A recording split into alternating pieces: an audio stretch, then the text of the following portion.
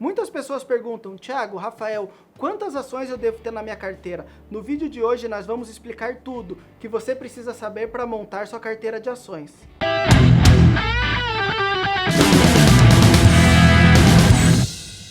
Eu sou Rafael Meneghelli. Eu sou o Thiago Navarro. E qual a primeira coisa que você deve tomar cuidado ao investir em ações? Bom, o maior risco em investir em ações, na verdade, está no próprio comportamento do investidor, já que não são poucos que investem sem saber o que estão fazendo. Muitos eles não investem, eles apostam. E os riscos de não levar a sério a ciência do mercado financeiro pode ser bem amargo. E quando você investe em ações, a primeira coisa que você deve se preocupar é o risco, não a rentabilidade. Existem dois tipos de risco e nós vamos te mostrar agora. O primeiro é o risco sistêmico, é aquele que afeta a economia de uma forma geral. Podemos dar como exemplo um colapso financeiro, como aconteceu no mercado subprime em 2008, 2009. Uma grande variação na taxa de juros ou mesmo nas taxas de câmbio. Esse tipo de risco é extremamente difícil de ser reduzido, pois afeta a economia como um todo. Exemplo atual que temos é a crise comercial entre Estados Unidos e China, a eleição do novo presidente na Argentina, que afetam os investimentos no Brasil.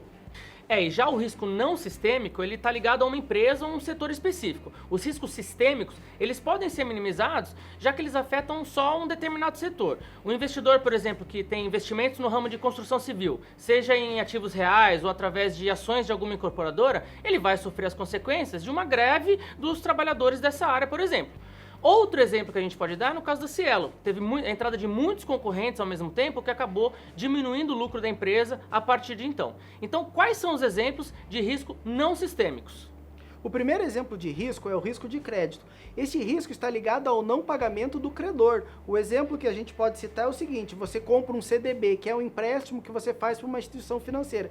E essa instituição financeira vai lá e te dá um calote. Não paga o CDB, não paga o que prometeu para ti. O segundo risco é o risco de liquidez, que de uma forma simples é o risco que representa a dificuldade que o investidor tem de transformar os ativos adquiridos, os investimentos físicos ou não, em moeda corrente, em dinheiro. O terceiro risco é o risco de mercado. Ele está totalmente ligado à volatilidade, à oscilação dos preços.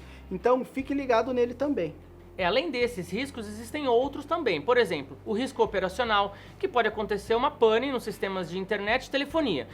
O risco fiscal, onde o contador da empresa pode ter uma interpretação errada da legislação e recolher menos tributos do que deveria. Durante o processo de impeachment, foi muito falado do risco jurídico, que trata sobre a garantia do cumprimento das leis de um país e muitos outros tipos também menos comuns. Por isso as pessoas acham tão arriscado investir em ações, porque elas pensam em quanto elas vão ganhar e não em quanto elas vão perder. Imagina só você perder toda a reserva financeira de uma vida, e isso acontece muitas vezes, não são poucas vezes não. E como você controla os riscos? Bom, você já deve ter ouvido falar no ditado, nunca coloque todos os ovos na mesma cesta, certo?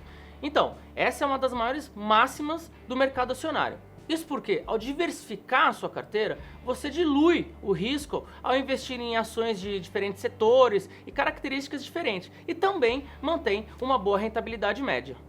Já pensou qual é o risco de investir em um ativo, em 5 ou 10? Dá uma olhada no gráfico que eu vou explicar isso aqui para você. Se você investir com uma ação na sua carteira, a chance do seu retorno variar é de 100%.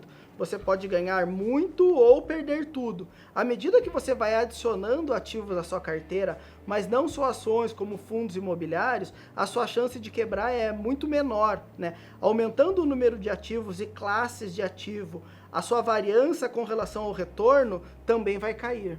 E se você concentrar a carteira em poucos ativos, você pode ter ativos muito bons ou muito ruins. Você pode investir em Magazine Luiza ou Oi, então o risco é muito alto. E aumentando o número de ativos, o risco diminui. Diversificando em vários setores, por exemplo, em bancos, seguradoras, varejo, energia, saneamento básico, alimentos, você diminui bastante esse risco não sistêmico. Mas então você deve estar se perguntando, quantas ações eu devo ter? O mínimo que eu acredito que você deve ter em ações são 10 ativos e no máximo 25 em um único país. Mas não existe regra para isso. Mas uma coisa você deve ter muita atenção com relação às ações. Não tenha um ativo em carteira que represente mais de 2% do seu percentual total de patrimônio líquido. E quanto maior da sua carteira total for a alocação em ações em relação à renda fixa ou fundos imobiliários, maior a quantidade de ações que você tem que ter em carteira. Então, diversifique em setores, dentro dos setores, diversifique em vários ativos e também, atualmente, você pode diversificar em outros países com um custo muito baixo, reduzindo muito o seu risco.